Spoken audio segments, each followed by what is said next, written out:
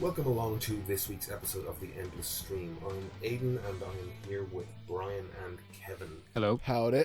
Each week we'll be taking a look at some of the endless stream of content that is delivered to us through Netflix, Disney+, Amazon Prime, Hulu, Crave, Spotify, YouTube. Wherever content is delivered to people, we will be watching a chunk of it and we will then be talking about it. As a result, this is a very spoiler-heavy kind of podcast, so if you find us about to talk about a show you haven't seen, be warned, we're going to talk about the show. If you like what you hear, please consider subscribing to the podcast and maybe giving us a follow over on Instagram or Twitter. All of our socials are at The Endless Cast. We are starting with The Falcon and the Winter Soldier. We're on episode 3 this week. We're going to talk about that. I did not have a good time with this episode, but before we dig too deep into that, there's some other, I guess, nerd news, comic book, film news stuff of the week that we want to have a bit of a chat through. Kevin, you finally watched the Justice League Snyder cut. Yep. Did you enjoy it? I didn't think you could polish a turd, but he kind of did it, but it was still a shiny piece of shit. Okay. And Brian, what was your impression of it? I didn't like it. I didn't hate Man of Steel. I thought it was, I was excited to see what he might do next with the character. It wasn't my favorite interpretation of Superman, but I was like, yeah, it wasn't awful. Kind of want to see where it goes. And then he got the Batman v Superman gig, and it really feels like he just wanted to direct Batman before anything else anyway. I didn't even hate Batman v Superman all that much, and I thought the director's cut of Batman versus Superman was improved. So even though that wasn't the film I was kind of hoping for either, the little glimpse we got of Justice League in Batman v Superman, I thought, okay, that's interesting. I'm interested to see where he goes with this. So by the time the Snyder cut came out, I kind of had lost all interest, but I was still kind of hopeful because it was it was finally getting to see that the film based on the version of that little Flash segment in the Batcave. I was like, okay, well, I thought that was interesting, so let's see what happens with the film. And the film just didn't work, on so many levels. It's just, I'm surprised the reception has been as positive as it is, because it's just not for me at all. Do you think it was improved on the 2017 Whedon release? I mean, the thing is, marginally, but I mean, at the same time, Whedon had a lot of footage from another film and then just tried to alter it by shooting the bare minimum and making a couple of changes, changing the dialogue, adding a scene or two. But overall, it was still very much Snyder's film. He was just kind of changing the tone of it. So that film was never going to be good. That film is it's basically Snyder's film and somebody else trying to stamp their vision on it, their kind of tone and their sensibilities. That's never going to work. So yeah, it's better in a sense because it's finally all Snyder's ideas. So it's more cohesive anyway. So yeah, of course that's going to be better, but is the film vastly different? I didn't think so. Still very misguided, still needlessly long. Just wrong on so many levels, I think. I wouldn't in hindsight, or thinking back, I wouldn't have liked the 2017 release for sure. And I watched this one and it's just honestly, I guess I was just thinking the whole time, it's just who came back to do this? How much money did they have? And I guess that ultimately kind of just it boils down to just me just not thinking it was justifiable to do these reshoots and to spend this money on a movie that was just dead in the water, I just and to be honest, I watched it with my girlfriend last night, and I hadn't got a clue about the mother boxes and all that kind of stuff, and I couldn't remember. It's where? It's I know there was one in I couldn't even really remember because I was getting stuff a bit confused in my head and stuff, but I couldn't really remember. And then I don't know how long into the movie they explain the whole like 3 boxes, the mother box, where they're hidden, all that kind of thing. I can't remember if they're in the other movies, like in terms of Batman vs Superman or Wonder Woman or whatever. But it's just like, oh, it just feels like there's a lot of basic story. Just I'm talking about like very basic storytelling mistakes. Do you know what I mean? Yeah, definitely. There's a big, broad conceptual idea that I have around this sort of thing where I go, time has been put into this effort. You know, we get X amount of swings at Batman movies every 10 years or every 15 years or every whatever. And what we've seen in the Marvel universe is a streak where they just planned it out, and even if it has weaker fare amongst it, they've managed to keep this cohesive roll going. And what I feel about why I was not really too worried about anything anyone wanted to do with the Man of Steel and Batman vs Superman and Justice League was because, you know, they'll make this version of the film, it will do well or it won't do well, I'll like it or it won't, and we'll move on to another one. But they have dwelled on it for so fucking long at this point where I'm like, can we just acknowledge that this didn't work as a shot at the franchise and move on? And I think that is what's happened with the Matt Reeves Batman a bit, but like, we're still dealing with the scattershot end of things where, like, I watched that Wonder Woman movie. I don't know if we talked about it last week. That's a fucking mess. I watched, I tried to rewatch some of the theatrical cut of Justice League during the week as well.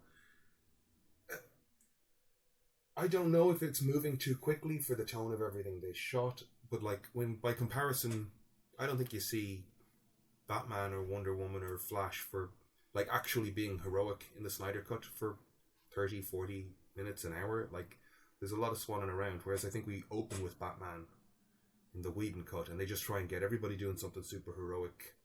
And it's a fall in between two intents, you know. Whedon's trying to get it as Marvel-y as he can get it. Snyder's trying to do his thing, which is, I think, it's his thing, it's valid, and I've always given it that leeway because I think we can take his version and move on, but his version gets those characters wrong for me. There's no joy in them. There's no... It's not the tone and I like like from DC thing. that, you know, one of the things he said early on about Man of Steel is like, you know, the whole kind of, or for some reason, I mean, we've seen the messianic Superman thing so many times before. I don't know why he felt the need to visit it in Man of Steel because it's not original, but he wanted to go there with the character and he wanted to make him a very kind of somebody full of doubt. He snaps Sod neck and he says, you know, he wanted his Superman to grow into the positive the guy kind that of shaves half a guy's head off at the end of the Snyder cut. But this is it, yeah. Like, he wanted him to go into the kind of positive version of the character, and it's just like that would have happened at the very end of Justice League, you know, episode 3 or something. Like, it would have ended on that, and it's just like when you compare it to, like, I get like the closest similar character is Captain America. Different abilities, but they're both very much just, you know, kind of foolish in terms of their like idealism, but they're inspiring, or at least they're supposed to be. And it's the thing that Evans doesn't get enough credit for Cap is that, like, he's so many people's favorite character in the MCU, and he's got no business being it because he's this character walking around wearing the American flag, and the character works. Like, he kind of represents the idealized version of things, and he's critical of the state of the world today, you know, and that's kind of what Superman is supposed to represent. And Snyder just wanted to, like, as quick as he could, he wanted to do evil Superman. Oh, I mean, that epilogue. Oh, he's got the wrong version of those characters. You know, he, like I said, he insisted that, you know, Superman was going to grow from this doubtful character in Man of Steel into the kind of symbol of hope by the end of his Superman arc. And it's just like, that's just clearly just not true, because he was more interested in directing a Batman film with an evil Superman. He's like, just does not understand these characters. Or no, he doesn't. He's got his own version of them, and he has his understanding of it. Yeah, we all take our own interpretation. It's just not as interesting as he thinks it is, you know? It just really isn't. It's like, oh wow, they're violent, cool. Yeah, I mean, one of the things about Steve is, like, he has this, and you do see it in the movie where Chris Evans plays it, where it's like he has this naivety is the wrong word, but it is idealism, because Yep. you see him acknowledge the grey and acknowledge people like Tony Stark or whatever, sort of cynicism, and he goes, yeah, I suppose that's a thing that's out there, but I still want to believe this. You know, you can see him go, that's very much the way the world works, but I want to do this. Yeah. You know, and you see that sort of conflict with having to work within a system that he doesn't like and maintain his idealism. And that's the thing, like that like, you know, Marvel managed to do a version of the character that's very true to the character, but also managed to make it interesting. And Snyder couldn't imagine a Superman that was interesting if he wasn't, you know, the guy who snaps necks at the end of Man of Steel. Like he had to be this guy who lets his dad die because his dad says maybe it's better to not save people. And like you kind of, you know, contrast that with Steve Rogers in the MCU saying, like, we don't trade lives, you know. It's not worth giving up vision to save the universe. He's like, we're not doing that. We'll find a way around it. And in Man of Steel, it's, yeah, maybe you should have let those kids drown in the bus because everybody saw you use your powers. And it's like, what version of the character is that? That's nonsense. I know it's a kind of like, it's a little bit of a side note, but even in the Justice League where his dad is talking to him and his biological father is talking to him. Yeah. You know? Yeah. In the Snyder Cut or the theater? There's like a voiceover. When he starts to... the Snyder Cut, yeah. Yeah, when he flies again, when he gets the black suit and when he flies the second time, you can hear Russell Crowe and Costner, both voices kind of talking to him. This is why we loved you. We saw the best in you. We're, you know...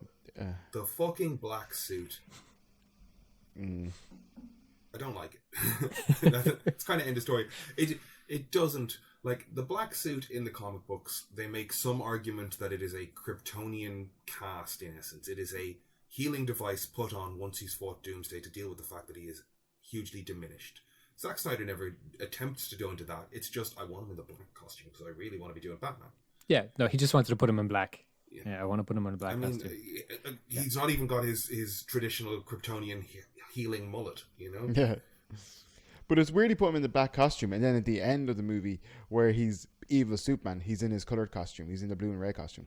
Yeah, he goes back to it. Like, but that'll tell you, like, he wants to pervert, you know, the symbol of the character because he thinks that's more interesting, you know? So I have a few notes from when I watched the Snyder Cut. They are all looking back at it now, I'm going, what was wrong with me? This is very glib comments on things. First of all, who shaves in a shirt and vest? We cut back to Ben Affleck after he's been to see Aquaman. He's on the airplane. The roomiest private jet you've ever seen. And it's just, like, that's the ad for razors. And it's still in this fucking film. It was fucking ludicrous the first time.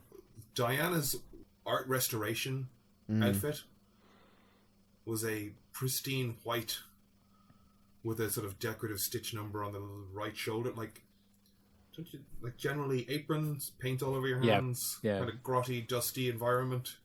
But it's also, she was just able to walk into, like, the fire that was all over the news and burning all night and stuff, and she was just able to casually walk in, pick up the arrow, jump to some random cave temple, and then... The cave temple. That shot. Wide establishing shot. She drops in, little bounce of the legs. I was like, oh, we're in a side-scrolling platformer now. 100%. Yeah, 100%. That's what it looked like. It was so... She just jumped to the next level. There's a shot like that in The Hobbit as well, where Gandalf is rolling a boulder in front of him with 12 dwarves running behind him in that withdrawn view in 48 frames per second. And I thought I was watching Tolkien Pikmin. It was crazy looking. Sorry, I'm off. Go on, Brian. No, just kind of on the Wonder Woman thing. Like, you compare the Whedon version to the Snyder Cut, where she takes out those terrorists, and the Snyder's version is so much more violent. Like, she's throwing guys against walls, and their heads are splatting. And then a girl at the end of it says, "Can I be you when I grow up?" It's like, you've just watched her brutally murder people. Like, nothing heroic about it. Like, just people. It was kind of like the scene at the end of Invincible, in terms of, like, swinging people around and, like, their heads, like, you know, being crushed like melons, and this girl is going, yes. But it was funny in that scene as well, because it's just like, well, we found the psychopath in but the it's just like she was saving all those people, And then she does that whole like with her bracelets or whatever, she cracks them together, and she sends your man obviously like through the fucking front of the building. Yeah. But like complete and utter devastation. The bomb may as well have gone off to a degree. Like she blows the complete front of the building out into the police and the bystanders out in the front of it. Like that shrapnel didn't just blow forward. You know what I mean? Like it doesn't just work like that to a degree. But yeah, absolutely. Like it's just like she throws a bomb in the air and then blows the entire fucking block level of the building off, like or up. It's insane. It's insane. It's funny. It's one of the things that like kind of bothers me when it comes up all the time in superhero stuff, like the kind of ongoing Sokovia thing in the MCU, where they're blamed for what happened to Sokovia, and it's just like it just seems like it's introduced for like a narrative point where it's like, you know, they're not responsible for the damage that happened there. Like the planet would have been obliterated otherwise. You know, there's a lot of collateral damage. The argument is Tony created Ultron. Well, I mean, he did, but in terms of like blaming the rest of the character, and the point being that you see a lot of kind of collateral damage in this stuff, and it's just like it's not really avoidable. It's a consequence of trying to stop the thing. But then she makes, you contrast that with Snyderverse, she makes a conscious decision to like use her most powerful move on a human. Yeah, you know? Like she uses this against Steppenwolf, and it's devastating on him. And she's like, yeah, I'm going to use it on this one man, and just demolish the front of this building and all those people below. Like that's, she could have just smashed his head like everybody else. You know? She could have lassoed him.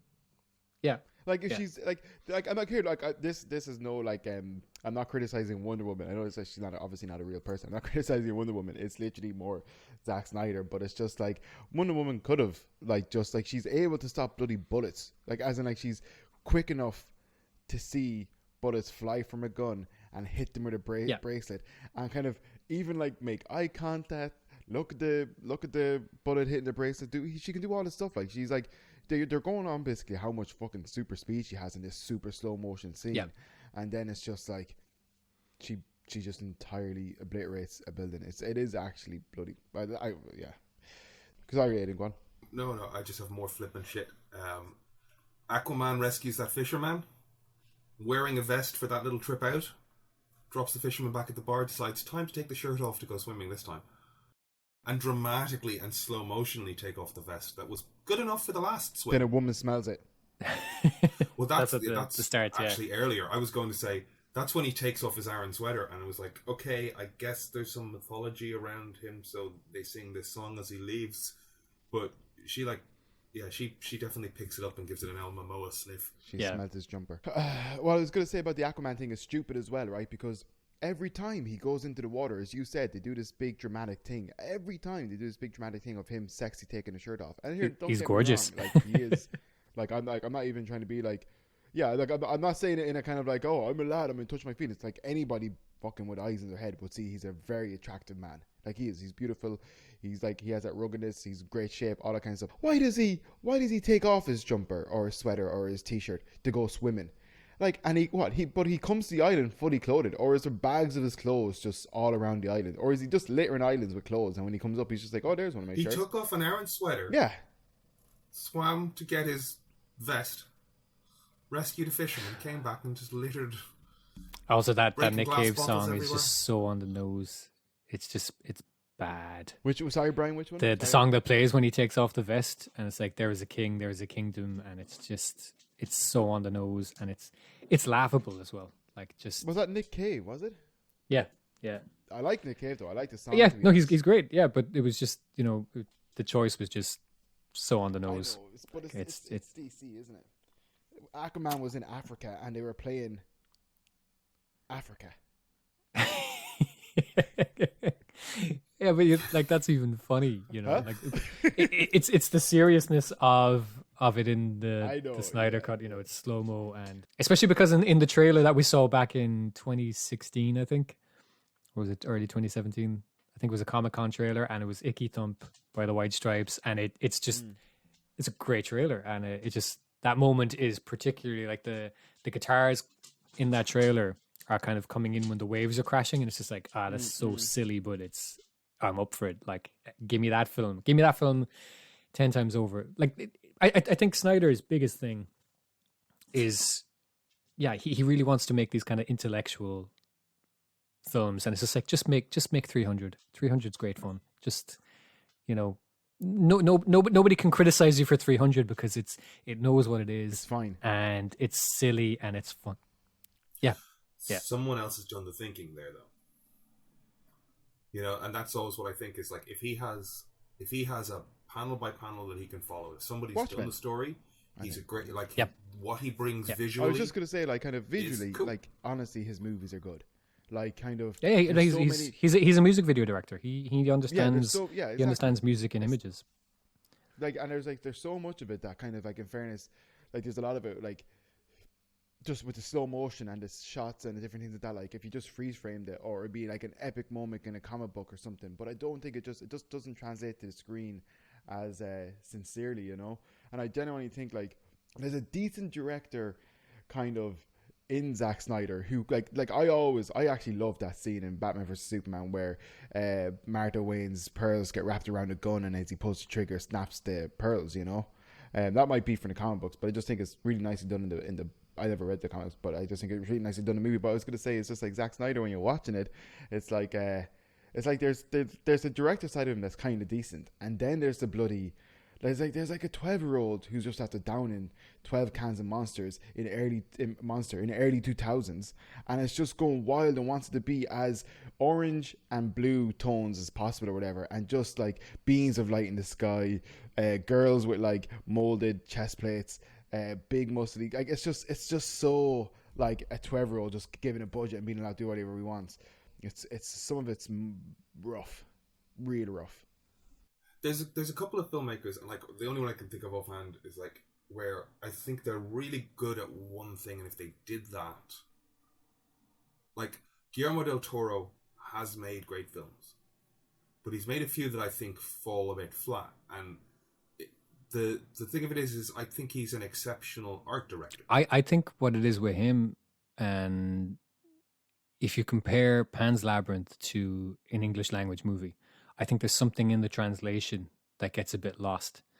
I think there's a kind of a cheesiness or a goofiness in his English language films that doesn't translate that well, and I think probably works a lot better because when you know, when I read interviews or when I listen to interviews with Snyder, there's so much that I'm just kind of shaking my head, kind of going, where is this coming from? But like if you read or listen to an interview with Del Toro, he knows his stuff. You know, he always seems like he's coming from the right place. Yeah, well, basically. I think his taste is spot on. Exactly, yeah, and just not just in terms of art direction, but like he knows film inside out, and he's just got this great appreciation for everything. And I think something gets lost in translation, but you know, you read an interview with kind of Snyder and his take on something, and it's just kind of shaking my head, disagreeing with it. Around that point then, I realized that I've completely forgotten that J.K. Simmons was in the movie. When he shows up in the police station. He got really buff for that. Why did he get buff for that? Oh, he's been buff for years. He's been buff for years.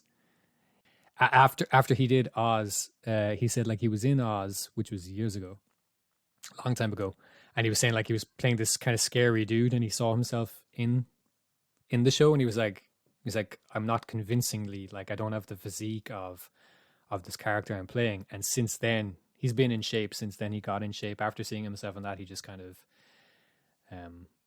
yeah. I think what happened is they announced he was in a Snyder movie, and then someone dug out a picture of him in the gym. And yeah, they were like, okay. They thought it was for that, but no, it's been since Oz. Forgot he was in it. Yeah, he could also play Omni-Man if he had hair, basically. He is. Yeah, he's a great actor, to be fair. And he was. I don't know if he watched Oz. Oz is superb. Yeah, he's terrifying. He was terrifying. I don't know if you've watched Korra, but he voices a character in that, and I was a full season in, I think, before I realized, and like his name's in the credits, and I just didn't see. But his character in Korra is so different from what he usually plays, and he's brilliant. Have you watched Korra or? I've watched the first season. Yeah, I have. I watched one of it, anyways. Yeah, Yeah. he's Tenzin. I remember you telling me. He's the airbending master. He's Aang's son, and he's just so he's just so reserved and kind of thoughtful and quiet, and he's brilliant. Simmons is fantastic. I was going to say to you, this is again just because I watched the Justice League, and to be honest, I just think there is real issues with storytelling, and it's a little bit convoluted and confusing. Why is Martian Manhunter pretending to be Martha Wayne? Just like or Martha Kent or whatever? Yeah, where I understand. I still don't quite get it. Maybe somebody's got some answer. Probably, I'd imagine. But when Superman dies at the start, and his death cry awakens the mother boxes. Yeah. The mother boxes have been buried for thousands of years before Clark arrived on the planet. So, why didn't they just wake up then? The whole idea is that they're afraid of the Kryptonian. It's there was 30 years when he wasn't on the planet, and the mother boxes could have just woken up then. Why didn't Steppenwolf find them then? Why didn't Darkseid come back to Earth? Did he forget where Earth was? He loses thousands of years ago. Talk about that. They do talk about that. It's a revelation when Steppenwolf realizes that this is the planet where the anti-life equation is on. So it's this was a filing error. You lost the address. Yeah. Also, they defeat the god. So it was God's humans. It was God's humans, Amazonians, and Atlanteans, and the Green Lanterns. Was it? And the Lanterns, at least one Lantern, and the Green Lanterns or something. Yeah, one Green Lantern. Yeah, not their best guy. No. So hang on. So they defeat anyways, Darkseid or whatever, and they have the mother boxes. And they have the mother boxes, right? And there's 3 of them, and then they go into the story of them hiding the mother boxes, and it looks like they actually show more mother boxes than just 3, to be honest. They're showing the Atlanteans with their one, then they're showing the Amazonians with their one, and then they show one being blasted with fire. I think it's the humans putting a case in it. The humans buried in a fucking field. Yeah.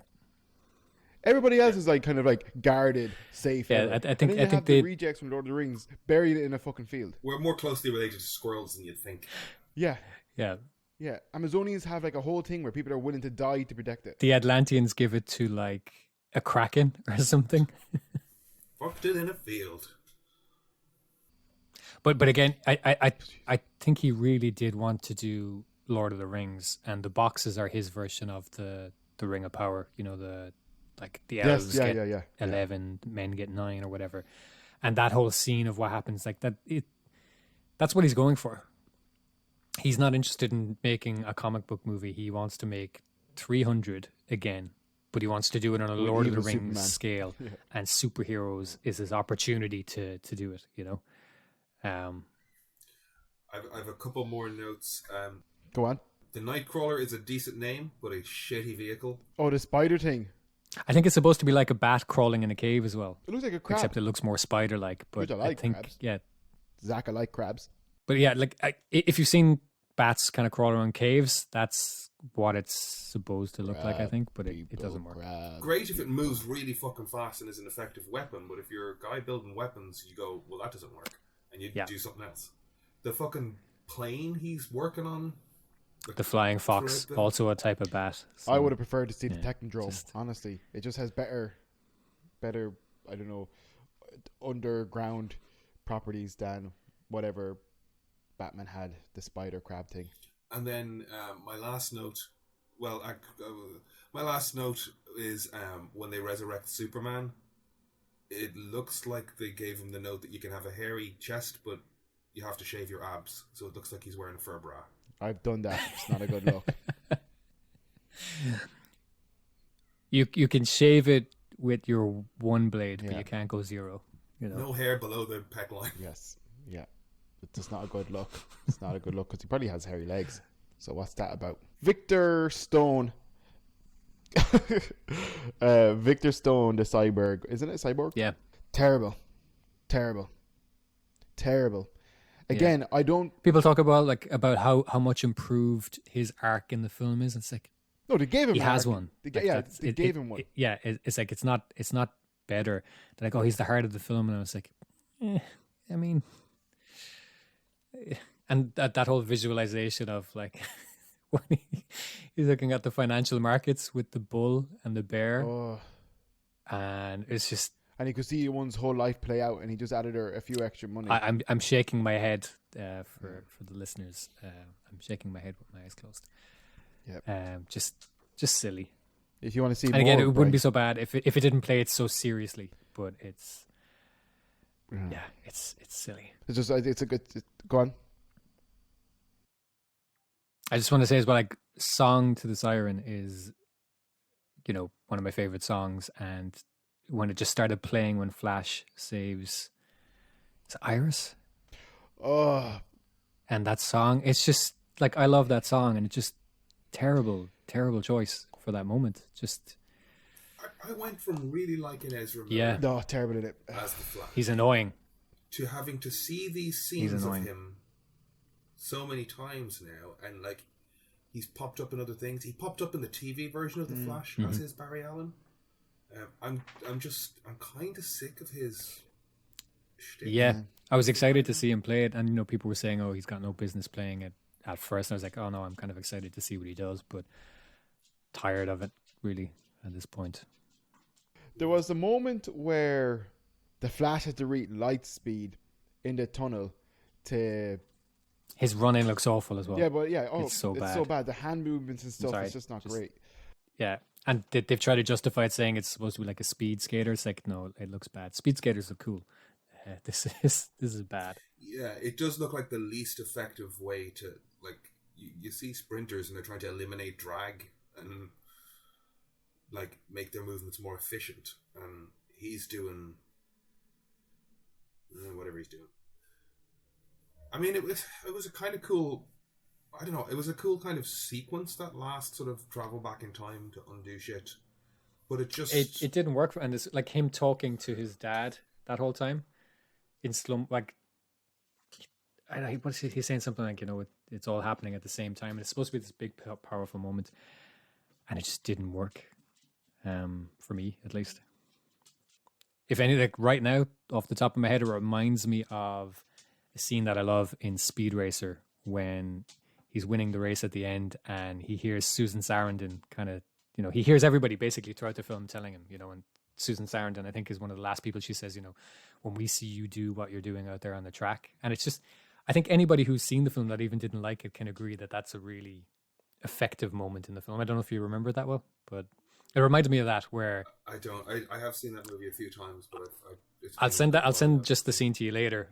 It's when he's running the race at the end, and in particular, there's a conversation he has with Sarandon in his room, and it's in a quieter point of the film, and the film slows down. But when it plays out again in his head when he's winning the race at the end, it's very effective. It's a very effective moment, and that's what it reminded me of. I felt like it was going for that, especially given that it's about speeders and their parents kind of saying inspiring things to them. But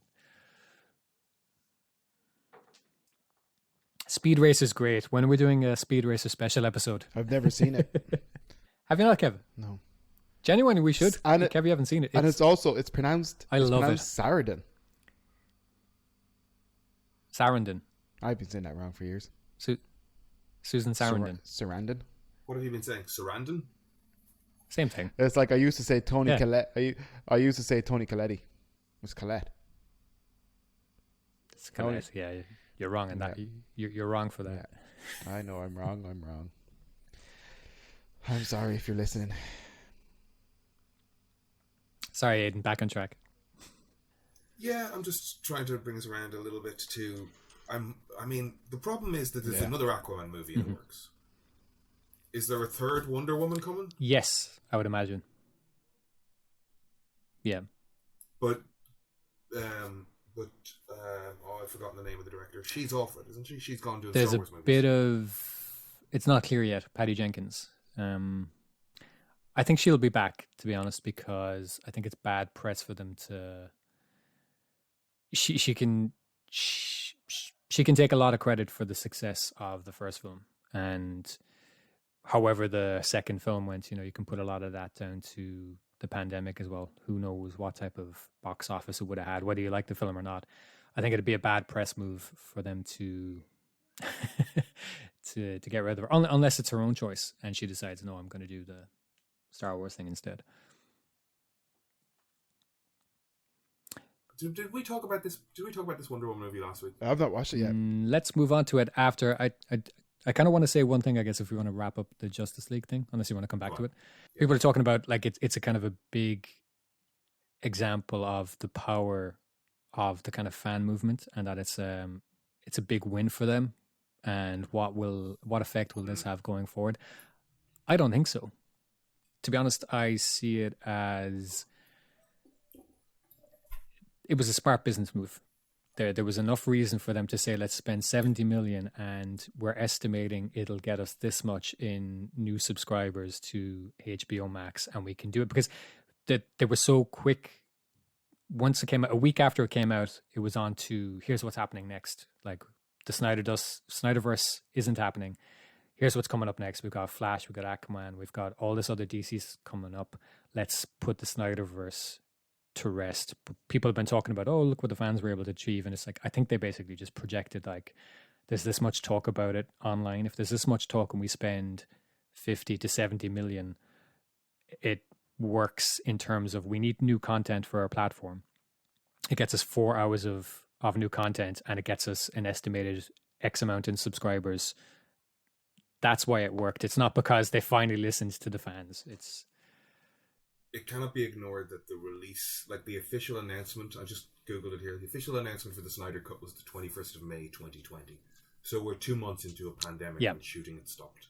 Somebody looked around and said, what have we got that's ready for post? Exactly. Yeah. What have we got that could there's enough in the of future because we can't get on a set? Because it was clear the whole time that people thought there was a version of this film that was ready to go, like an assembly cut, and it's like there wasn't. Like it needed extra kind of connective shots. It needed that extra 70 million, to tie it together. Like it would have been a very incomplete. There wasn't a Snyder Cut, basically. There wasn't. They had to go back and that whole epilogue is a nightmare. It is a nightmare. Knightht. That's what they call that sequence. I hate it. He's in a trench coat and he's got a gun. I hate it.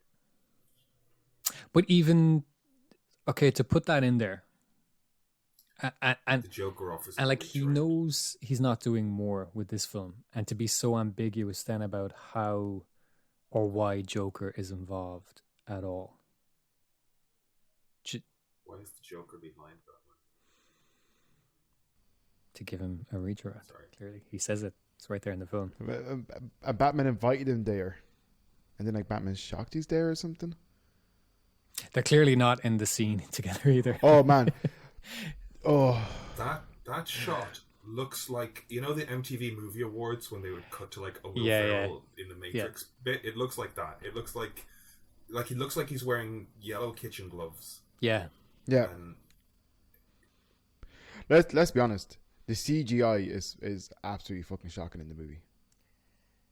It's just up and down. Yeah, like I think I said to you when I was watching it first, like I won't even hold that against it.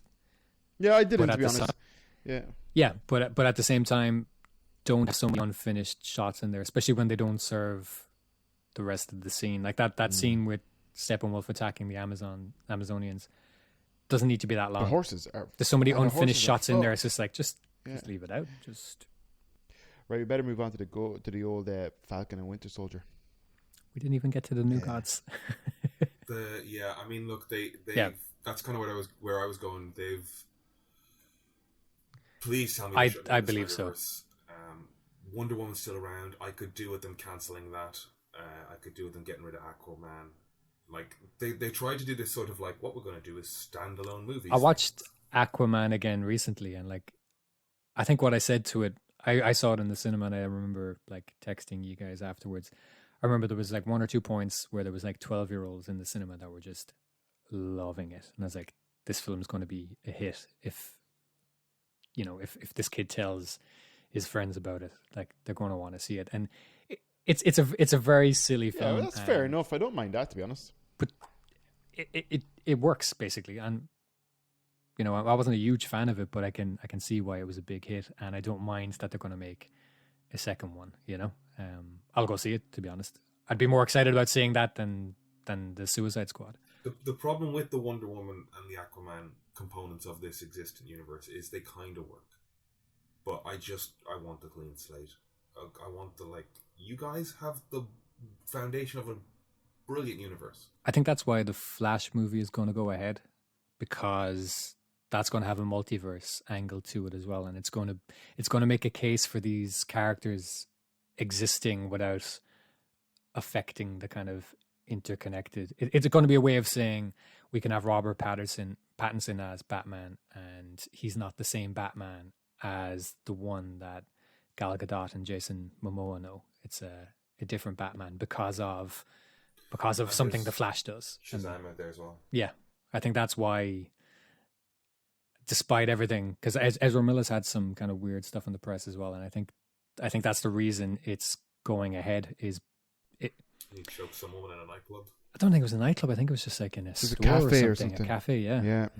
Very strange, but I think that's the only reason it's going ahead. If it does indeed go ahead, is to establish that we can have two characters who were in the Snyderverse and not be connected to this new Batman, because Keaton and Affleck are supposed to be in the Flash movie as well. Which, see, that goes back to what I was saying last week about time travel and multiverse stuff being this fucking complete maze, this minefield that you have to walk. And the problem with for me with the DC end of it is they're starting with the minefield and they're hoping to get to something stable.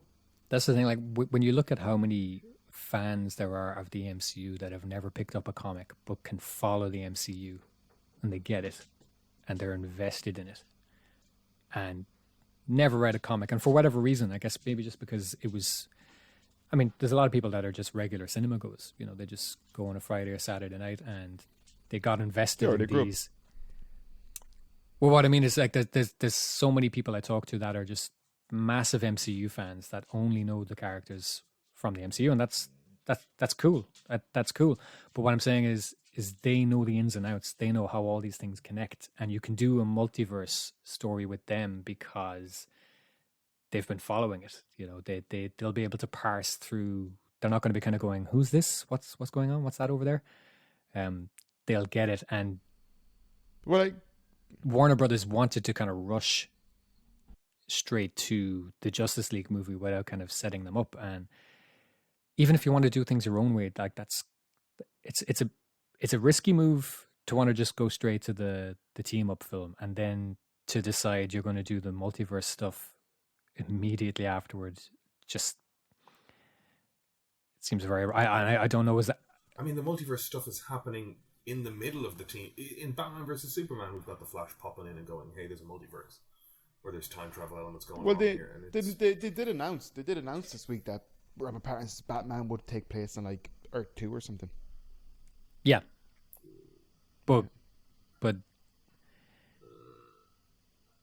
what I mean is they don't have that. They don't have the same kind of loyal fan base for the movies that the MCU has, and it's 100%. Like they're like it's like kind of honestly like kind of some of the stuff in the Justice League and the kind of the DC movies. It's just kind of like it's like you have a monster coming from space that wants to find 3 boxes. It's like it's the same as fucking Thanos coming to Earth looking for the thing is. Well, that's the Kirby of. But it like all, the thing is, you can look back through like major studios, like before there's an MCU, you can look at like DreamWorks and Pixar releasing like the same versions of, and you can see that Bug's Life. Yeah, you can see that all. I know, back. yeah, you see it all the time, and you see it now. Like there was supposed to be a New Gods movie, and there's an Eternals. There was a Civil War, and there was a Batman versus Superman. There's a multiverse happening in Doctor Strange, and there's a multiverse happening in Warner Bros. What I'm saying is they've no problem kind of having a competing alternate version. Like there's Shang-Chi and there's Mortal Kombat. They've no problem kind of having it. But what I'm saying is, why not then just ape the strategy that worked for Disney? Yes. And just don't be you cheap. You don't have to defend it at all. Instead, they're saying we're not going to do it that way. Like they're trying to defend them as kind of business decisions, and it's just like you're still releasing competitor movies. Why not just say we saw them do it over here, and we think it's fantastic, and we think that we've got great characters in our library, and we think there's a great audience for them too, and just fucking shamelessly copy it rather than saying no, we're going to rush straight through it, and it makes no sense. Once the iPod worked, people just started making MP3 players. You know, they didn't try and fucking push mini disc again. But like, there's the 70s like Stan soapbox comic book stuff would refer to DC as the distinguished competition. I love that, like, rivalry shit. You know, we're doing the same stuff. What they do over at the distinguished competition, right? So on that sort of damp squid of a comment, I'll move us on to Falcon and Winter Soldier. You were saying it didn't work for you. I've talked to a few people that are really not enjoying it, and the episode or the series? The series in general. And I tried to, I guess, look at this a little more objectively in this episode, because I've been going into it going, we're going to talk about it, take notes. And I don't even think I really had to... I don't think I was particularly influenced by talking to people this week, because I really don't like what they did with Zemo. I think they undermined Zemo. He's closer to the comic books, I guess, but like...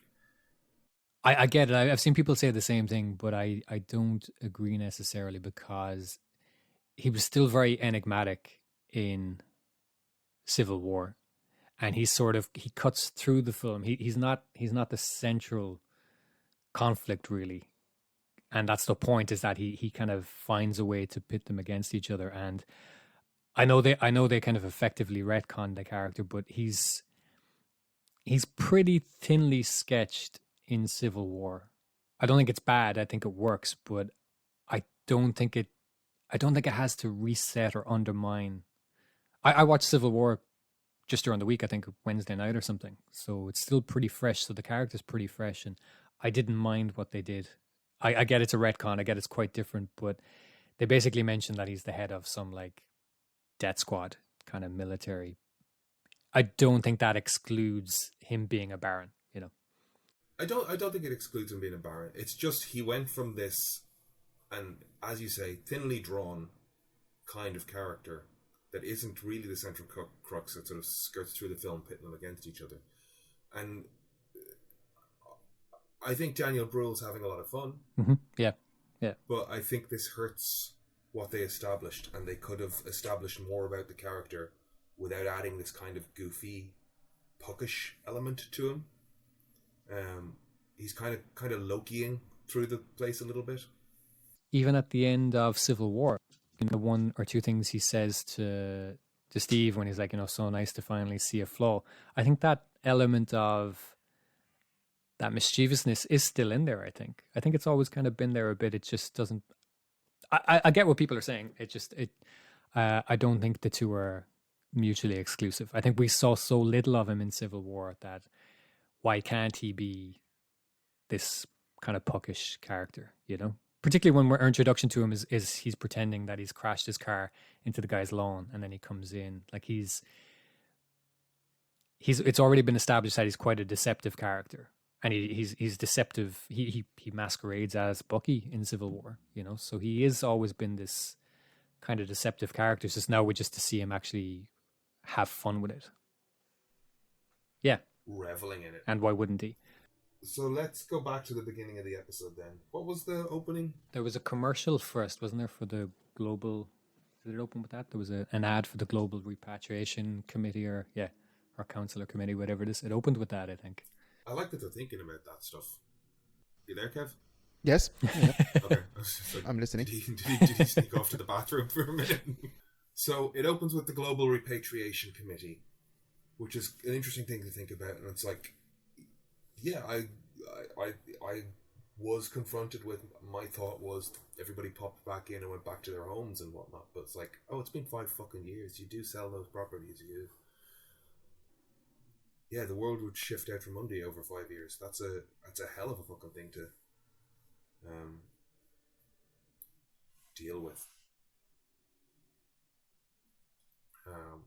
So what came after that then? I think there was a scene of Walker rating it, yeah, and then Walker at the end of that, he says, you know, we got to bet on somebody with a better hand, and it cuts to Bucky and Sam in the prison then. So yeah, it goes from Walker getting spat in the face to the prison talking to Zemo, and then from there it's Bucky explaining hypothetically how Zemo might escape, only for Zemo to then walk into the place having escaped. Okay, what did you think of the escape? I thought it was fine. I heard people kind of complaining about it as well. I thought it was fine. Like it made sure that the episode moved along quickly, you know. It doesn't need to be this big elaborate sequence, I think. So it didn't become, how do we get Zemo out? Yeah. It's like, they just they kind of talk about it as if it's this hypothetical thing that they might go do, and then it's revealed, no, that's how he did it, and here he is. Yeah. I get, like, I saw people saying, like, you know, that they could kind of see the mechanics of the script and like the production, in that we can't spend too much time doing this, so here's how we show it happen and explain it happening without spending too much time there. It was fine.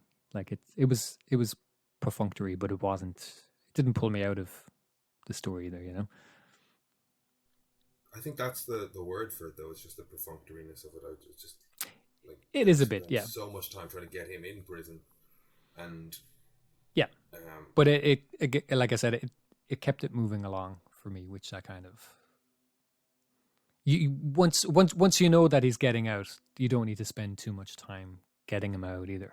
It's like, let's get him out and move on to the more interesting thing, which is Madripoor, you know, which was cool. It's nice to see. Did you think Madripoor was cool? Yeah, it was. You know, we only got like a little. In terms of, I was happy with the amount of what we saw, given that it was a TV production. You know, I'd kind of expect to see a bit more establishment of it in a film, but it was cool to see just the fact that it's such a big part of the X-Men, and now it's in the MCU. It's kind of cool to see. And there was a reference to the bar that Logan goes to. There's a sign for it, which is kind of cool to see as well. Mm-hmm. There's a sign that it's not the bar they go to, but you see the sign for the bar that he's there in, basically. So it's kind of cool to imagine that had they gone to that bar instead, would he be there? Probably not, because they haven't cast him yet, but you get the idea. There's the scene where Carly is, I don't know if it's meant to be her mother, a sister, or an aunt, the person with TB who's passed away. And I was looking at that from a sort of like an actor's standpoint, and like I have made a few short films, and I've done a little bit of acting in like an very amateur level, and every so often I'll see a scene like that where I think about how odd and disjointed a screen actor's day, life, career, or job can be, you know? Mm-hmm. Like, she rolled up to set that morning, got told, this is someone that means a lot to you. You're not going to exchange words. You're just going to look at her meaningfully and cry. We're going to spend 4 hours shooting that. Mm-hmm. And then we'll move on. Yeah. Like, that's such an odd job. You know, you get these little disjointed moments of the thing you're trying to do, and you have to sell them with complete conviction.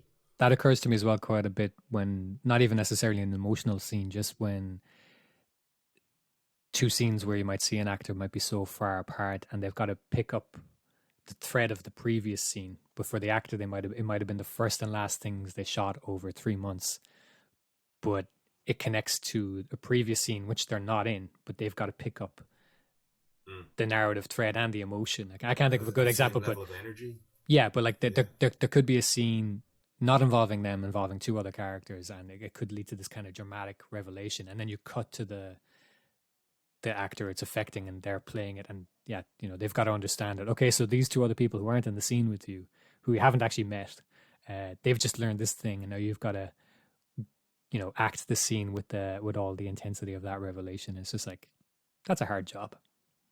It's a little aside on acting there. There's something that's there's just an inherent silliness to it. Yeah. That but I mean, have to sort of put in the file over here and go, this is so silly. Yeah. I'm not doing this, my character's doing this, and this is why I'm able to do it without being embarrassed for myself. Which is why so much of what you learn in a drama class at the start is just about like getting out of your own skin. Then we have the gunfight in the bar, and we get onto Professor Nagel. Is that his name? Well, before that, we've got Sharon Sharon. Carter, revealed to be quite different.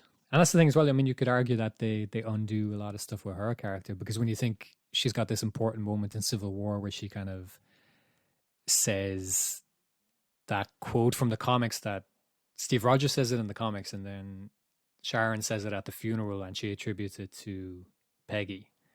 Like, basically, when somebody tells you to move, it's your job to stand in front of them and say, you first, basically. And it resonates so much with Steve in the funeral, and she's the one who says it to him, and now she's quite a different character all these years later. And you could argue that's a kind of a betrayal of what they did with her, but at the same time, it's, characters are allowed change, especially when you see so little of them in a film. Like, they're allowed, it's okay to learn more about them. It doesn't have to undermine. I don't think it undermines the death of Zemo's family to learn that he's rich, even if it is just to serve the plot and give them a private jet. It's just like, I can roll with it. It doesn't break it for me. And same with Sharon. Like, she's quite different, but it's like, well, I guess she would be. Well, that's the thing. We see her in Civil War. There's 2 years. There's 2 years on the run post Civil War. Then there's 5 years of blip. Yeah. She has 7 years to change since we last saw her. Yeah, exactly. When you think of it like that, you're like, holy fuck, actually. Because I did have a little like whiplash moment where like, wait, she's a criminal art dealer in Madripoor now? How the fuck did this happen? It's like, 7 years. I liked Bucky's line as well, where she's like, oh, she's terrible now. It's quite funny. It was. What was the line? She says something about heroes being a load of bullshit, and Bucky, and it was funny because Bucky says it exactly at the moment I was thinking. Now Bucky says, "Oh, so she's horrible now." Basically, quite deadpan, and it's funny. I like the way it goes back to little moments in The Winter Soldier and Civil War, without necessarily retreading them, but just even when he's looking through Bucky's book of all the the people he's making amends with, and it's revealed that it's the same notebook Steve had, and then Sam mentions, I told him to listen to Trouble Man, and they've got this conversation that Bucky's like, yeah, no, I liked it, it's fine, and Zemo's telling him why he should like it more, and Sam's like, he's out of line, but he's not wrong. I thought those were like that's a very silly moment to have with the guy who's responsible for Civil War, but I like that it's in there. I thought that's fun. Better than the hot dog scene in Justice League. Better than the hot dog scene in Justice League, absolutely. What did you make of the episode, Kev? I liked it. Definitely, kind of like not the was it not the strongest? I don't know. Maybe that's not fair to say. I kind of did like it because it was cool to see character back. It didn't have a standout action set piece like to the same level as the first episode and the second episode to an extent. I really liked seeing Winter Soldier in the bar. Yeah, that moment worked for me. I really liked. It didn't. It to me it was a moment where it's like, I don't need a crazy fucking action set piece. This is a cool moment. Absolutely. Yeah. It doesn't need to be elaborate. It doesn't need to be a kind of a featured set piece. Just so long as it doesn't look like it's trying to be more than it is. That's what always pulls it out for me. Is like the first example is jumping to my head is like an action scene in an episode of Buffy, and it's like they clearly don't have the time to choreograph these scenes, but there's an extended fight sequence where I'm supposed to believe that everybody, not just Sarah Michelle Gellar, but like everybody in the scene is supposed to be a badass, and it just, And it works for plenty of other people. I think maybe it's, I watch so many martial arts movies, it kind of, I'm more critical of them. But yeah, I don't need it to be a big featured set piece. Just don't dwell on it too long if you haven't had the time to choreograph it and sell it. There's a scene where Bucky, the Falcon, and Zemo are walking like in a corridor, and it's slow motion, and it's like literally for like 2 seconds. I don't know if you remember it, but like that was better slow motion than the Justice League. It was just, it was a palate cleanser. So I enjoyed it. It's like I was actually, when I put it on after Justice League last night, I was just like, oh, it's nice to see something that I can actually see and make out. And anyway, I'm a Marvel fanboy, so I know it's like biased to a degree, but I love, like, when as a teenager watching martial arts films and like just loving slow motion and really grating when people are critical of it, but then to see bad examples of it being used, like I think some people are just, they see slow motion and they're immediately critical of it. They think it's this kind of style over substance thing. But yeah, like, again, I guess, comparatively, I think it's okay to kind of compare Justice League and this so often, because Civil War and Batman versus Superman came out the same year. Were very similar films about, a villain pitting two people together. So I think that comparison, it's okay to keep going back there. But in Justice League, we see Wonder Woman use her powers. Like, she dodges the bullet in slow motion and she does some things in slow motion. And then we see her do it at full kind of real time, super speed. And then it does slow motion like another 2 or 3 more times. And like the whole point of slow motion is to kind of, it's basically to kind of let a moment. Just to demonstrate that either whether it's a person's abilities or whether it's to just the weight of the moment. But in that scene, he uses it at least, it must be at least 3 times kind of like consecutively as well, and it's like, edit that together a different way. It doesn't work. You're breaking the flow of the moment. I liked that they put a number on the super soldiers. They said there's 20 doses out there, because I do want to fucking curtail this a wee bit, otherwise we're just going to get 20 doses. Means we can see those doses whittle down, we can see the flag smashers start to pair away and get down to a manageable number. I imagine John Walker's going to end up with one of them. He had a nice moment where they were like, I imagine this is going to be off the books, and he goes, if we get the job done, do you think they'll care how we did it? That's such a not Steve moment. Yeah. Like, it's such a and there's even a line he has in the second episode. There's a line he has in the second episode where he mentions, I can't remember what it is exactly, but he mentions 2 weeks before he's about to do this interview, he was prepping for some special ops mission, and it's kind of implied that it's a bit, kind of wet shady work type stuff. Yeah, it's kind of shady, and it's is he that character? It's funny because I was watching Civil War during the week, and I was just trying to figure out.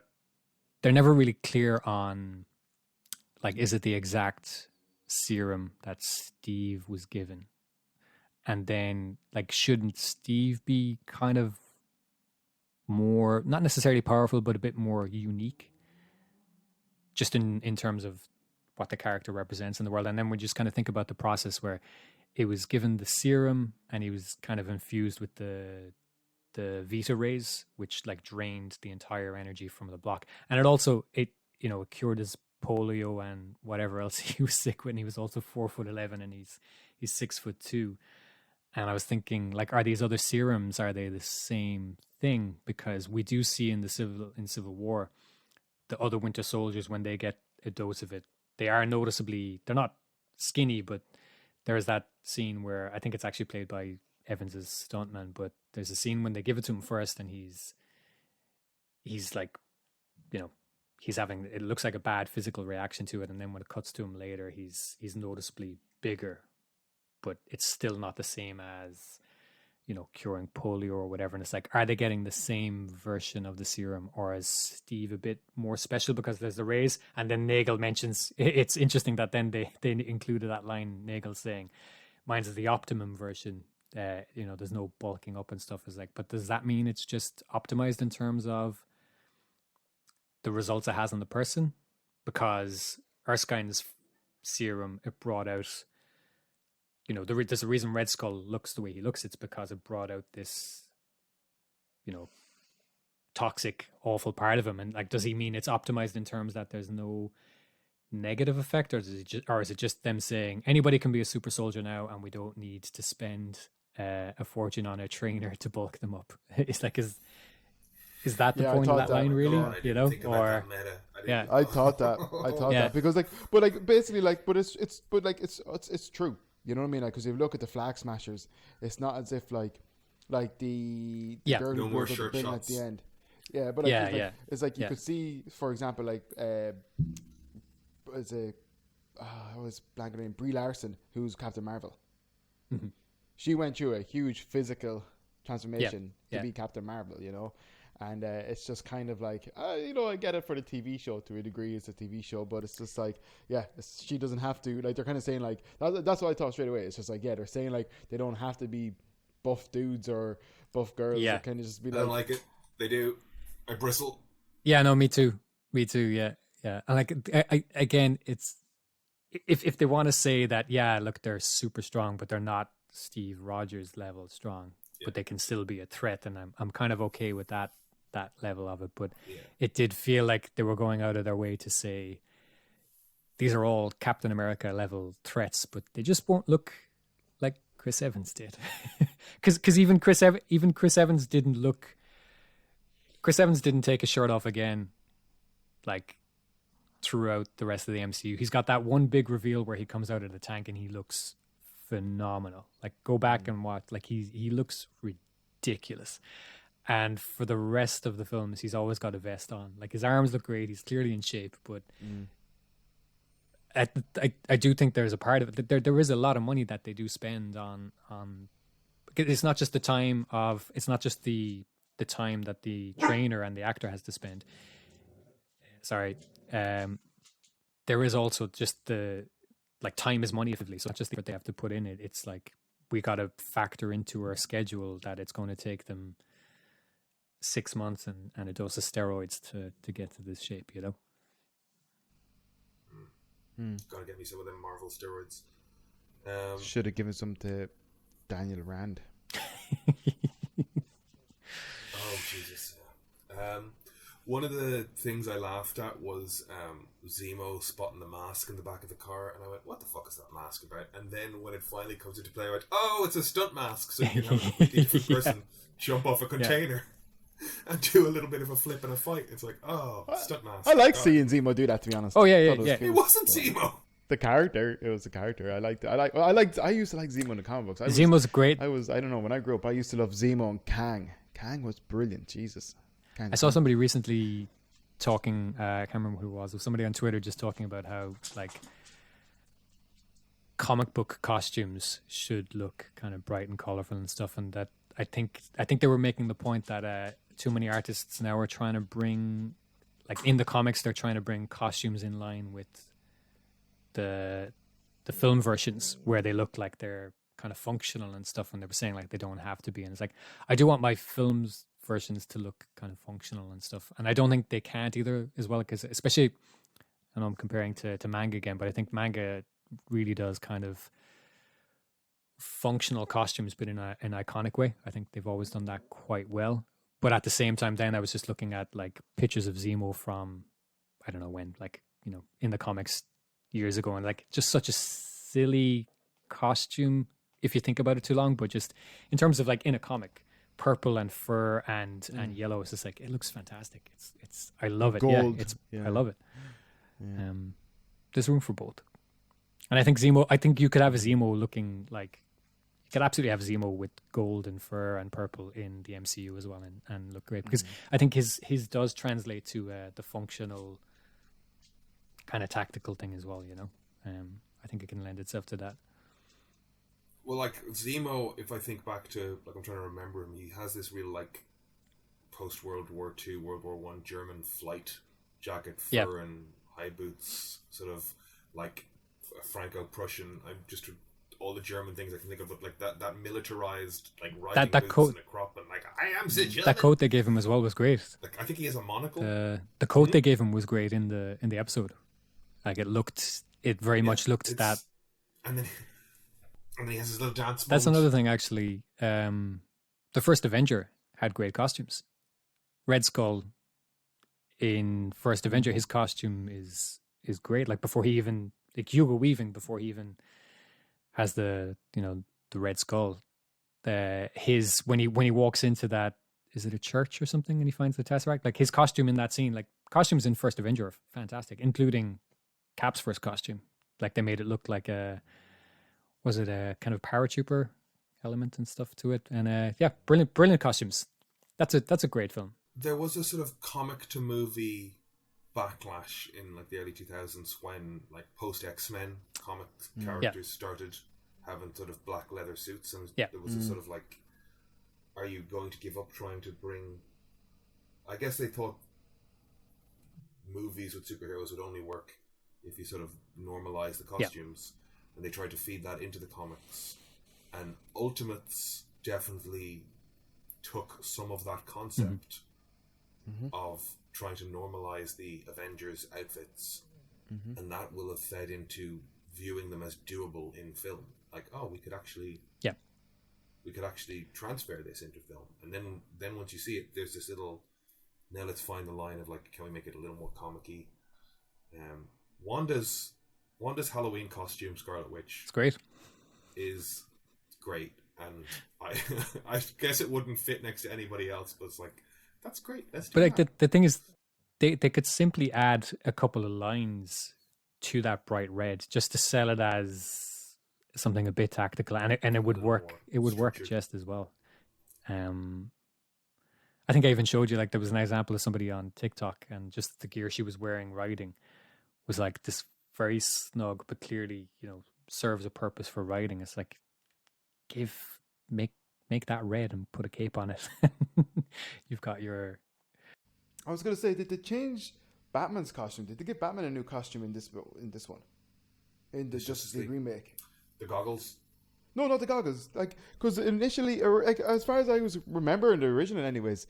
He's got a slightly more armoured up one by the time they get on the Flying Fox. I think it's different there, yeah. I did not pick up that was called the Flying Fox. I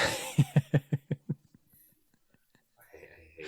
But I get that it's a bad thing. It's another thing as well that I think it just kind of, maybe I'm overanalyzing, but I think it kind of speaks to the mindset Snyder has when he does this. It's such a big plot point that he's building this people carrier, and it's such a huge thing, and like Cyborg has to help him finish it. And it's like you're in this world where the mother boxes exist, and you can bring Superman back to life, and Amazonians are real, and Cyborg exists, and he's kind of struggling to create the Flying Fox. Whereas over in the MCU, they've got the Quinjet. It's just like, there it is. It exists. Quinjets exist, and it's like it's this streamlined thing that, like, not everything in your comic book movie has to be justified or built up to. You can just have them, and the audience will go, yeah, cool, I'm on board. You're expecting me to believe that all of the millions of dollars got paid to build this fucking thing and fit whatever purpose it was originally designed for do. You've built into it the size and space of cargo hold to carry whatever amount of weight and whatever. But the fucking thing didn't fly from the get-go? Yeah. There are things that like look like that in the world today already. They just don't look like, futuristic, but... And he makes a point that he needs it to be able to carry more weight. It's like, we never see a reason for that. It's not like the fucking Dark Knight Returns tank comes out of it at any point, which was kind of teased in the trailers leading up to the release of the Snyder Cut. Yeah, the Batmobile comes out of it though, isn't it? That's about it? Yeah, but that's it. 5 people in a Batmobile. Yeah, exactly. Yeah. But that's what I mean. Like, Snyder, his starting point always seems to be that I'm not going to give you the version of the characters straight away. We're going to earn them and build up to them. It's just like, no, just give it now. I want it now. Is it the DC-10 is the cargo plane that the military uses? I'm not sure. But yeah, like something like it exists. They stick fucking tanks in the back of that thing with troops, and they fly from America to the Middle East And then they whatever Cruise does the halo jump out of in the last Mission Impossible film, like effectively looks the same, you know, from the interior, just the outside is different. And it's just like, we've got off of the Falcon and the Winter Soldier there, so let's bring it back. It's just fucking Snyder, man. But I think the comparisons make sense though. Yeah, absolutely. But just to bring us around here as we head towards an hour and a half, the last beat then is the Black Panther connection. Yeah, AO. Yeah, I like that. Yeah. Because Zemo. Yeah.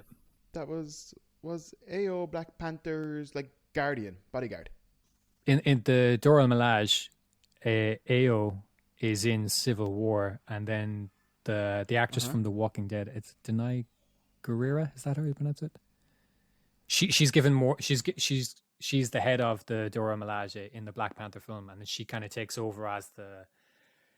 So AO is still in the film, but the role, the kind of prominent role, is Denai Guerrera. So okay. then it's AO again. From I do remember her now. Yeah. So she's the one. She's in Civil War, and she tells Natasha to move, or she'll be moved. And she's in the Black Panther film, but she's less prominent because the head of the Dora Milaje role is a different actress. Yeah, no, I totally know, because like I knew when I last night, it's just like I was like, she looks familiar, because I thought initially it was going to be like Black Panther's sister or something, or the love interest, and then I thought like, oh no, it's probably the kind of the head of the guards or whatever it is, like, and I was just like, no, but she looks really familiar. So yeah, she was the one from Civil War. You said, yeah. It's interesting as well because obviously in the world of T'Challa is alive, and you know, I don't know how they're going to deal with. I don't know how they're going to deal with that in Black Panther 2. Like they obviously didn't think it was going to be as big a hit as it was, and they reshot stuff when they had such a big response to him for Endgame, you know, and it's such a huge moment when he kind of appears again. And Black Panther 2 was kind of further down the line, I think, because, yeah, you know, I don't think they expected it to be as big a hit as it was, and they had to wait till after Endgame anyway. And now, you know, they've insisted not going to recast him. So where does that leave it? Yeah, how do you just kind of go, you know, he was on a mission and he died. Because they've got to go with Shuri, right? Shuri, or is it M'Baka, possibly? He could potentially pick it up. I saw the actress that plays Shuri saying some stupid shit that annoyed me. Did she get involved in the trans debate a while back? Was that it? I can't quite remember. I think she might have said some kind of transphobic stuff. I thought she was a fun character. I think she said some kind of transphobic stuff. She did say something a little bit like, yeah, it's disappointing. Yeah, it's kind of, and like she's obviously been told, you know, pipe down, because I think they were prepared to kind of give her a more prominent role. And will Gina Carano you? Yeah. Gina Carano's family own casinos, big casinos, many casinos, casinos. Quite a few casinos. She comes from a very, very wealthy family. So right, so she doesn't feel like she's not counting her blessings, taking money in a Marvel role or a Star Wars. Yeah, like her family could. She's comfortable. Her family could easily produce anything she might want to star in. They're that kind of wealthy. Oh, jeez. Which a lot of people didn't realize until this kind of stuff came out. And she's done fine. She's doing something with Ben Shapiro now, I think. So fuck all of them. Yes, no. Back to the end of that. What do we? I mean, Zemo was in prison. T'Challa doesn't want to kill him, which I really liked that moment. That T'Challa, it's a great character moment. He's like, the living are not done. Yeah, the living aren't done with you. Yeah, and he's like, I'm not like you're not taking yourself out, and I'm not going to take you out. You're gonna do time. So that's the thing. It's like, does AO simply want to? And then you're going to do an awkward dance. No, but like, does AO simply want to put him back in prison? Did Bucky? I mean, Bucky spent a lot of time in Wakanda, so he probably knows AO quite well. So did he say, "Hey, look, I'm gonna I'm going to get him out, but you can lock him back up. And again, we're presuming he's been in prison for 7 years. Yeah, but that's the thing. It's kind of like so much of what happened with Zemo was T'Challa's choice in terms of like how he'd face the punishment for his crimes. So you assume Ao is just there to put him back in prison when they're done with him. But now there's the fact that like that was T'Challa's choice, and technically T'Challa, I mean, in the world of the show, we assume he's still there, but I assume he still is. But it's just interesting that, you know, given now that T'Challa actually isn't around, I'm just kind of speculating, like completely hypothetical, but would Wakanda want a different sort of justice now that T'Challa actually isn't around? Well, the question is, as we come into it, is like, what is the Wakandan interest or the Wakandan element going to be to this show? Mm-hmm. I mean, I guess the shield is vibranium. The super soldier thing, the Black Panther, is a super soldier of sorts. Yeah, so did the serum, was it derived in some way from that heart-shaped herb? Potentially. Especially when T'Challa takes it, you know, it doesn't alter him physically the way that the serum Steve had. So like, does that line up with what Nagel said about it just simply enhancing what's already there and kind of being optimized? Is that because he based it on the heart-shaped herb? Is it going to connect up again in some other way? Presumably the kind of Wakanda thread isn't going to end in the next episode. I'm imagining it's going to carry through to the finale of the show. Yeah, presumably. 100%. But Yeah, because otherwise, like, is she just a guest star for the next episode, gets involved in the fight and disappears like Sharon? I imagine Sharon will be I think Sharon will be back as well, I think, yeah, because Sharon gets into a car with somebody and saying, we have a problem. I kind of thought maybe Sharon's working for the power broker. I thought she was. At one point, Bucky throws a pipe through a human being. Yeah, he does. Through his shoulder, though. He's alive. He's okay. Sorry, I just his sort of resistance to this violent past. At one point, he throws a pipe through a person, through the shoulder, but it's a 2-inch pipe. Yeah, it's a nice hole in your arm. Yeah, that was. I don't know. I don't think he's that resistant. Kind of I don't think he's that resistant to being. No. Yeah, I don't think so. Yeah, he's just trying to please his therapist, I think, at the time. Yeah, I think his preferred method of resolution would be. Well, I mean, he's definitely hurting people. But yeah, power broker.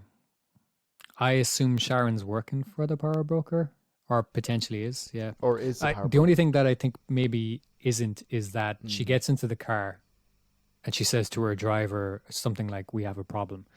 If she was the power broker, she wouldn't necessarily feel the need to like tell her driver, we've got a problem. I think. I don't know. Yes, but she's telling the audience, not the driver. Yeah, but if she was the power broker, would she need to say anything at all, you know? Is the power broker somebody that, like, if we looked in IMDb, we'd see somebody cast? Or is it like the head of sword? Or, you know, like somebody's doing experiments? We don't, yeah. Governmental. Some people think it's Zola, and I think that's very possible. Zola is in AI now, and they blow up the data bank in Winter Soldier, but like if he's in AI, he can be many other places. USB somewhere else. Yeah. So I think it could be Zola. I think it'd be an easy thing as well to get Toby Jones back, just have him record his lines somewhere. He doesn't have to actually physically show up. Especially like when he said Selby's been killed and he sent out the Bitcoin bounty, was very John Wick. And you know, the episode was written by the guy who created John Wick. I don't know if you knew that. That was interesting. Was it? It was, yeah.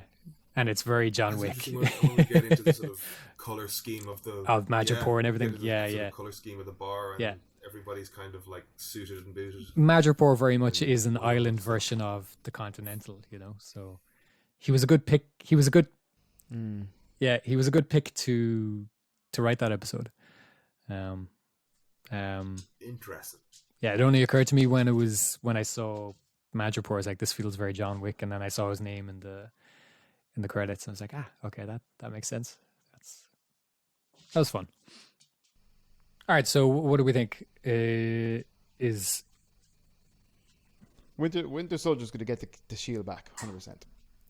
we've seen them with the shield, so it's a case of how. Yeah, like that shot of Sam throwing the shield, like that could very easily be the last shot. I think that's the end of the series. Last shot of the show. Yeah, I think so. Yeah, it's him. I've got the shield. Yeah, I think so. Like I had that thought watching them. God, it's 20 years ago now, but like when the original Spider-Man movie was coming out with Tobey Maguire, and there's this moment in the trailer where he's like, "Who am I? I'm Spider-Man," and he swings towards the screen. Yep. It's like, "Oh, that's great! They're promoting the movie." And I went, "Oh, that's the last shot of the film, isn't it?" Yeah. And just like that moment of like understanding story structure flipped in my head. Oh, that's I hate that. Yeah. I think this show as well lends itself to a second season, kind of more so than WandaVision, and I wouldn't be surprised if. Yeah. I don't know if I don't think I'm necessarily spoiling anything. I think it's in one of the earlier trailers, but there's a point, and maybe it won't be the end of this. Maybe it'll be kind of like in the second to last episode or something. But there's a point where Bucky says to Sam, like, "We'll do this together, and we'll do it our way." And to me, it seemed like that was kind of Sam with the shield, and kind of the two of them kind of accepting the fact that, you know, they're always kind of, despite them bristling with each other, that they are going to work together because they both believe in what Steve stood for effectively, and that's stronger than any of their thing. And I wonder, is it maybe that there's some of the serum out there still, and do they need to resolve that? And is that going to be like not the cliffhanger necessarily, but is that going to be the suggestion of what they do next? And is that going to be at the end of this season?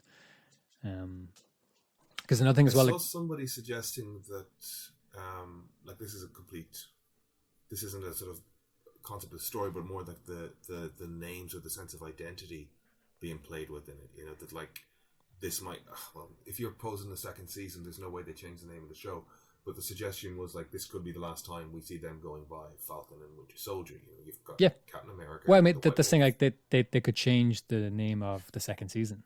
There's nothing stopping them from calling it Captain America and the White Wolf. That's you know, that's one of the things as well. Like, it's interesting that people were talking about how they felt they've betrayed what Zemo represented in this episode, because one of the things that occurred to me, I had a similar thought, but for a different reason from the trailers, where it looked, there was a possibility that the way the trailer was edited, like before these episodes came out, that Zemo was responsible for creating these other super soldiers, you know?